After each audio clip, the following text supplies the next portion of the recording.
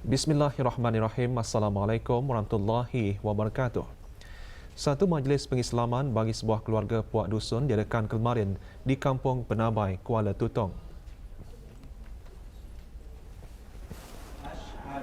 Asyhadu alla ilaha illallah. Ketua keluarga Mana bin Buang kini dikenali sebagai Muhammad Mazlan bin Hamdan, sementara isterinya Mula binti Luji alias Luja dikenali sebagai Nur Naila binti Muhammad Helmi.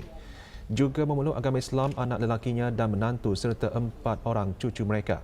Hadirin berhormat, Pihin Udana Khatib Datuk Paduka Seri Setia Ustaz Haji Awang Badaruddin bin Pengarah Datuk Paduka Haji Awang Osman, Menteri Halih Agama dan Pengiran Datuk Seri Paduka Haji Bahrom bin Pengiran Haji Bahar, Timbalan Menteri Halih Agama.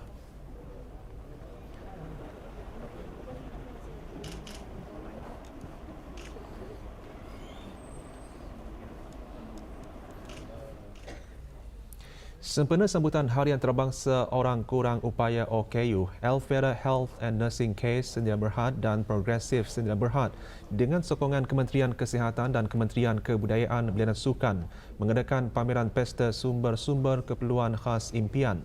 Pameran diadakan di Stadium Tertutup Kompleks Sukan Negara Hasanal Bolkiah, Brankas. Hadirin berhormat, Datuk Seri Setia Dr. Haji Muhammad Isham bin Haji Jaafar, Menteri Kesihatan dan Isteri. 27 petak pameran disediakan yang melibatkan pusat pembelajaran dan terapi, termasuk 7 petak di bawah Majlis Kebangsaan OKU. Beberapa pusat pembelajaran menerima kemasukan pelajar seawal umur 2 tahun dengan menawarkan pelbagai program dan persekitaran yang bersesuaian.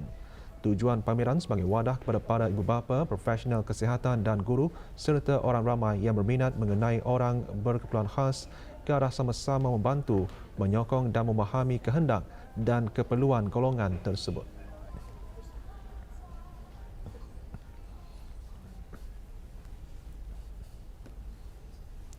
Sementara itu, di sebelah petang diadakan forum impian untuk memperkasa keluarga-keluarga orang berkeperluan khas OBK.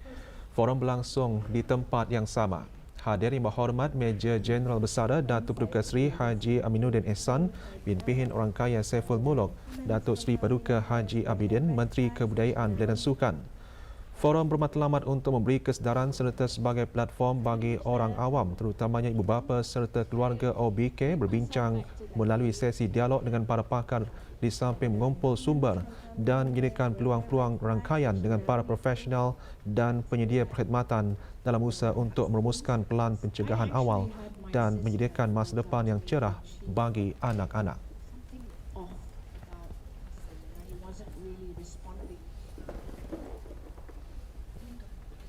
Industri penerbangan memainkan peranan penting dan signifikan kepada kemajuan ekonomi dan sosial dunia kerana ia merupakan salah satu komponen utama globalisasi yang berpengaruh dalam menghubungkan dunia melalui pergerakan manusia, perkhidmatan dan barangan. Pada tahun 2019, pengangkutan udara sejagat telah membawa 4.5 bilion orang penumpang dan 61.2 juta tan metrik barangan. Yang berhormat, Datuk Seri Setia Awang Abdul Muttalib bin Pihin Orang Kaya Seri Setia Datuk Paduka Haji Muhammad Yusof, Menteri Pengangkutan dan Info Komunikasi, sempena memperingati Hari Penerbangan Awam Antarabangsa 2020 berkata, pencapaian ini telah melibatkan seramai 87.7 juta pekerja yang berkhidmat secara langsung maupun tidak langsung dari industri ini dengan sumbangan kepada kadar keluaran dalam negara kasar kira-kira 3.5 trilion dolar Amerika atau 4.1% ekonomi dunia. Menteri Pengangkutan dan Info Komunikasi seterusnya berkata, Advancing Innovation for Global Aviation Development adalah tema Hari Penerbangan Awam Antarabangsa bagi tahun 2020 hingga tahun 2023. Tema ini adalah bersesuaian dengan aspirasi negara Brunei Darussalam yang telah dimuatkan ke dalam Digital Economy Master Plan 2025, iaitu untuk menjadi sebuah smart nation melalui transformasi digital yang dihasratkan akan memacu dan meningkatkan pertumbuhan sosioekonomi negara ini. Menurut Yang Berhormat, penerapan inovasi dan teknologi moden dalam industri penerbangan memainkan peranan utama dalam membantu meningkatkan tahap dan kualiti keselamatan penerbangan. Ini adalah kerana keselamatan boleh mempengaruhi kepercayaan dan keyakinan orang ramai untuk memilih pengangkutan udara sebagai pengangkutan yang selamat dan cekap. Oleh itu, Kementerian Pengangkutan dan Info Komunikasi melalui Jabatan Penerbangan Awam sentiasa memastikan tahap keselamatan penerbangan dan lapangan terbang sentiasa menurut garis panduan yang dipiawaikan oleh pihak pertubuhan antarabangsa, khususnya Pertubuhan Penerbangan Awam Antarabangsa ICAO. Menteri Pengangkutan dan Info Komunikasi menekankan pelbagai usaha telah dilaksanakan oleh Jabatan Penerbangan Awam untuk memastikan tahap dan keterjaminan keselamatan penerbangan melalui penggunaan teknologi moden. Ini termasuk penggunaan sistem sekuriti berteknologi terkini, sistem pengurusan keselamatan, menaik taraf sistem Communications Navigation Surveillance, Air Traffic Management untuk meningkat tahap prestasi perkhidmatan navigasi udara. Selaras dengan deklarasi Beijing 2018 Asia Pacific, setiap negara-negara ahli kepada Pertubuhan Penerbangan Awam Antarabangsa untuk komited melaksanakan pengurusan lalu lintas udara secara seamless dan meningkatkan keupayaan pengawasan melalui penggunaan teknologi Automatic Dependent Surveillance Broadcast yang mana negara Brunei Darussalam merupakan salah satu negara di rantau ASEAN yang melaksanakan teknologi ini. Pada tahun 2016, ACI World Traffic Forecast WATF telah menyasarkan peningkatan trafik penumpang pada kadar sebanyak 4.5% bermula tahun 2017 hingga 2040. Bagaimanapun, menurut Yang Berhormat, impak penularan COVID-19 telah memberikan kesan sangat ketara terhadap profil sasaran trafik udara global dengan kejatuhan mendadak pada tahun 2020. Tambah Yang Berhormat, menurut jangkaan International Air Transport Association IATA, trafik udara bagi tahun 2020 menurun sebanyak 66% berbanding dari tahun sebelumnya. Di sebalik penurunan berkenaan, bawaan barangan udara dijangka meningkat dan hampir menyamai rekod tahun 2019 menjelang tahun 2021 dengan jangkaan pertumbuhan sebanyak 61.2 juta tan metrik berbanding dengan 61.3 juta tan metrik pada tahun 2019. Jumlah pelancong global pada tahun 2020 dari bulan Januari hingga Mei menurun sebanyak 56%. Yang Berhormat Datuk Seri Setia Awang Abdul Muttalib berkata di negara Brunei Darussalam seperti negara-negara lainnya, industri penerbangan merupakan industri yang secara langsung mengalami kesan dari pandemik COVID-19. Menurut perangkaan trafik udara bagi bulan Januari hingga Oktober 2020, jumlah pergerakan penumpang udara adalah seramai 416,012 orang, iaitu menurun sebanyak 76.54% dari tahun sebelumnya bagi tempoh yang sama. Manakala bawaan barangan udara menurun sebanyak 58.24% dari jumlah 8,605 tan metrik pada tahun 2019 sehingga Oktober. Impak ini tegas Yang Berhormat bukan sahaja membawa kesan signifikan kepada trafik penumpang, penerbangan dan bawaan barangan, bahkan juga impak kepada sosial dan ekonomi yang dijana dari aktiviti ini. Antara sektor yang juga mengalami impak dalam industri ini secara tidak langsung ialah sektor pelancongan dan perhotelan serta industri lain yang berkaitan dengannya. Yang Berhormat berkata pada peringkat serantau, usaha-usaha bagi memperkenalkan norma baharu telah dibincangkan semasa mesyuarat Menteri-Menteri Pengangkutan ASEAN pada 24 dan 25 November lalu. Beberapa inisiatif telah dipersetujui, antaranya pembukaan semula sektor penerbangan awam secara berperingkat dengan mengambil kira perkembangan dan keadaan semasa pandemik COVID-19. Pemudah cara perjalanan antara negara-negara ASEAN melalui inisiatif seperti pengenalan travel bubbles dan inisiatif khusus bagi memastikan kedayantahanan sektor-sektor pengangkutan di rantau ASEAN ke arah memudahkan rangkaian pergerakan barangan yakni kargo udara khususnya keperluan asas. Menteri Pengangkutan dan Info Komunikasi menegaskan pengangkutan udara memainkan peranan penting sebagai pembangkit kepada perkembangan sosial serta dalam menjana pertumbuhan ekonomi negara. Pihak Kementerian Pengangkutan dan Info Komunikasi dengan kerjasama pelbagai pihak secara whole of nation akan sentiasa memastikan dan mengutamakan tahap keselamatan yang terbaik demi kesejahteraan pengguna-pengguna lapangan terbang di samping meningkatkan tahap keyakinan orang ramai melalui projek-projek inovatif dan berteknologi tinggi selaras dengan hala tuju dalam mencapai visi negara pintar melalui transformasi digital menjelang tahun 2025.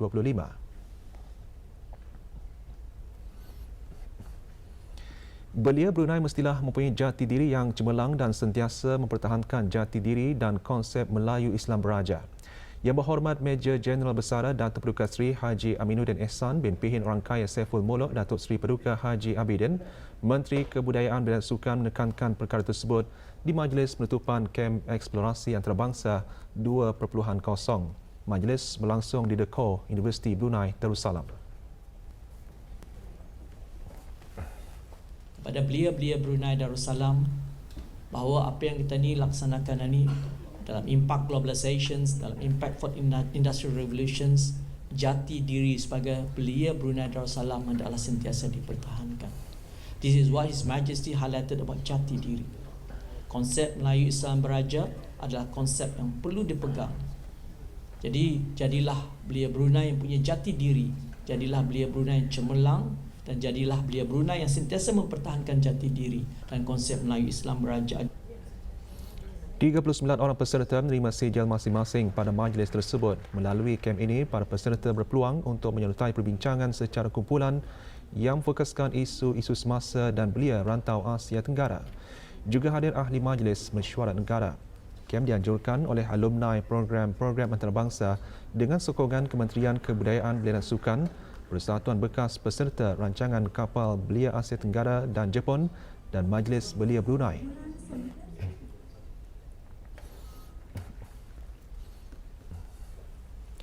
Perkembangan situasi jangkitan COVID-19 di negara Brunei Darussalam. Tiada kes jangkitan baru dicatatkan kemarin.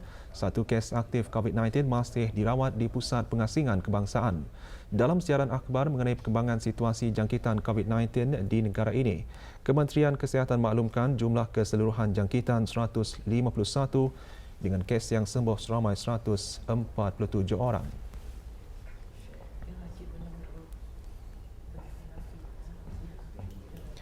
Kes terakhir jangkitan tempatan COVID-19 dilaporkan pada 6 Mei lalu, manakala jumlah kes import sejak kes jangkitan terakhir tempatan dilaporkan sebanyak 10 kes.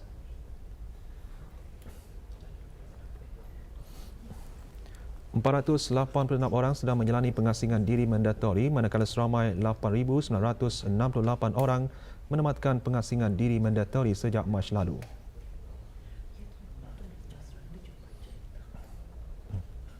Sementara itu, 148 sampel ujian virus SARS-CoV-2 telah dilaksanakan, menjadikan jumlah keseluruhan ujian makmal yang dijalankan sejak Januari 2020 sebanyak 78,267 ujian.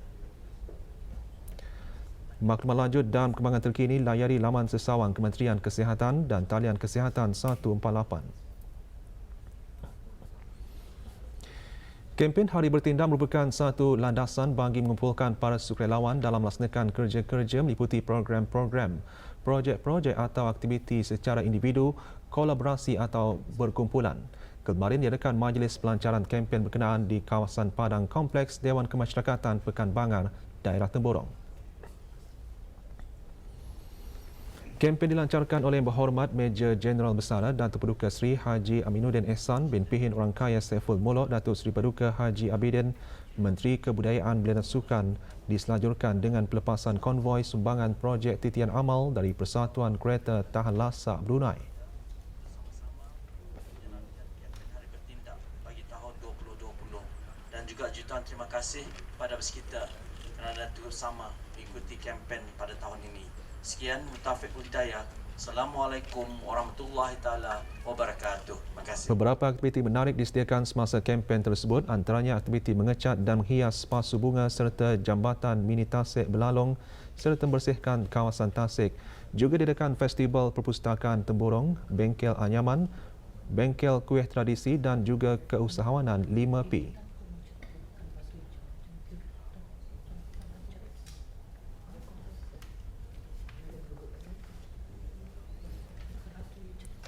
Menteri Kebudayaan Belia dan Sukan juga merasmikan bangunan Ibu Pejabat Persatuan Bulan Sabit Merah Cawangan Daerah Temborong dan penyampaian sumbangan berupa makanan asasi dan barang peralatan sekolah kepada para penerima terpilih. Lebih 126 aktiviti disusun bagi kempen Hari Bertindak 2020 seluruh negara melibatkan lebih 93 agensi. Kempen Hari Bertindak akan terus diadakan sehingga bulan Februari tahun depan. Sebelum itu, 70 kaki tangan syarikat minyak Brunei Shell BSP terlibat dengan aktiviti kesukarelawanan bersama lebih 80 murid sekolah rendah dan anak yatim yang menyertai skim Miftahun Najah. Aktiviti diadakan di Taman Rekreasi Tenaga Seria, daerah Blaid. Hadir Pengiran Muhammad Amir Rizal bin Pengiran Haji Mahmud Setiausaha Tetap Pentadbiran Kewangan dan Estet di Kementerian Kebudayaan, Belia dan Sukan. Aktiviti sempena kempen Hari Bertindak 2020 di daerah Blaid ini diadakan di 5 lokasi berasingan.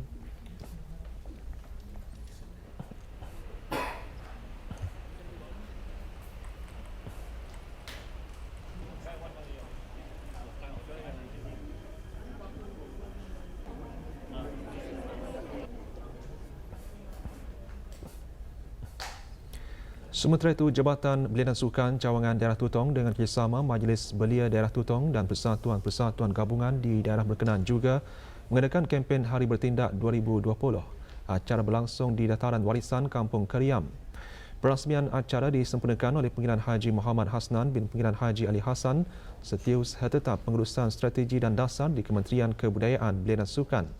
Juga hadir Awang Ajmin bin Haji Meludin, Pemangku Pegawai Daerah Tutong.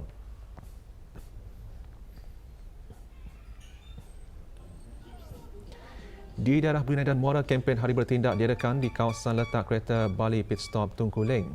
Hadir Dayang Hajah Nur Ashikin binti Haji Johari, Setiausaha Tetap Kebudayaan dan Kemasyarakatan Kementerian Kebudayaan, Belia dan Sukan.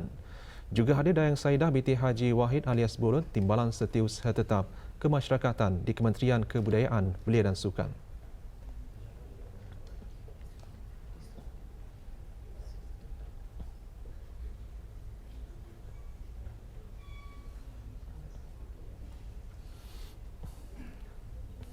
Manakala di kawasan letak kereta Stadium Negara Hassanal Bolkiah, Jabatan Pembangunan Masyarakat JAPIM menganjurkan projek mencuci kereta.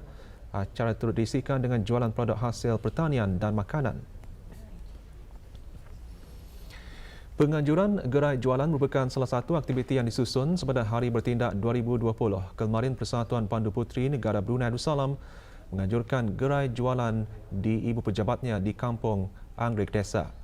Perasmiannya disempurnakan oleh Dayang Hajah Nur Ashikin binti Haji Johari, Setiausaha Tetap Kebudayaan dan Kemasyarakatan Kementerian Kebudayaan, Belia dan Sukan. 13 orang pengusaha menyertai aktiviti seumpamanya dengan menjual pelbagai produk tempatan. Antara yang hadir Dayang Hajah Siti Hafsah binti Haji Abdul Halim, Ketua Pesuruhjaya Persatuan Pandu Puteri Brunei Darussalam.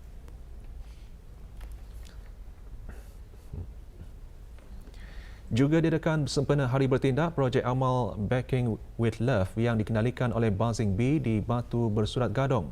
Acara turut disokong oleh Jabatan Pembangunan Masyarakat. Hadir Datin Hajah Nur Hayana Janis binti Abdullah Lim, isteri Menteri Kebudayaan, Belia dan Sukan. 25 anak yatim berumur antara 7 ke 12 tahun yang berdaftar dengan Jabatan Pembangunan Masyarakat berpeluang mempelajari cara membuat biskut coklat chip. Sejak ditubuhkan pada tahun 2016, Buzzing Bee bergiat aktif dalam melakukan kerja-kerja amal.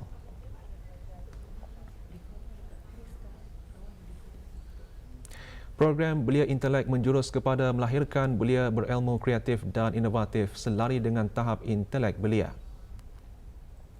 Program diisi dengan ceramah motivasi bertajuk Sejarah Kesultanan Melayu Brunei yang disampaikan oleh Dr. Awang Haji Muhammad Hadi bin Muhammad Melayong yang di-Pertua Persatuan Sejarah Brunei Persebar. Hadir Awang Haji Muhammad Rosli bin Haji Ibrahim, Setiausaha Tetap Kementerian Halih wal Agama. Lebih 70 orang belia di bawah program keagamaan belia menyertainya.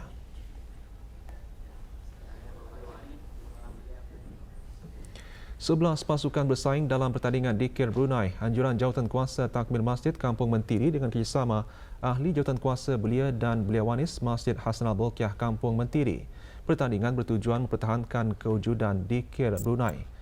Pertandingan dimenangi oleh pasukan Al-Falah, sementara naib johan pasukan Fatih An-Naim dan tempat ketiga dimenangi Warisan Masjid Lima Manis. Hadiah-hadiah disampaikan oleh Awang Haji Muhammad Serudin bin Haji Timbang, Timbalan Setiausaha Tetap Kementerian Halih wal Agama.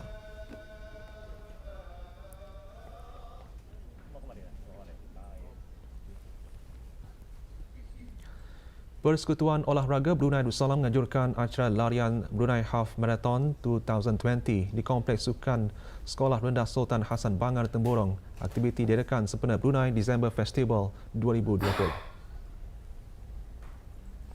250 peserta mengambil bahagian yang dibahagikan kepada dua kategori. Pelepasan bagi kategori separa maraton disempurnakan oleh Yang Berhormat Datuk Seri Setia Awang Haji Ali bin Apong, Menteri Sumber Utama dan Pelancongan. Manakala Pengirian Muhammad Amin Mubarak bin Pengirian Haji Hashim, pemangku pegawai daerah Temburong melepaskan para peserta yang mengikuti larian 10 km.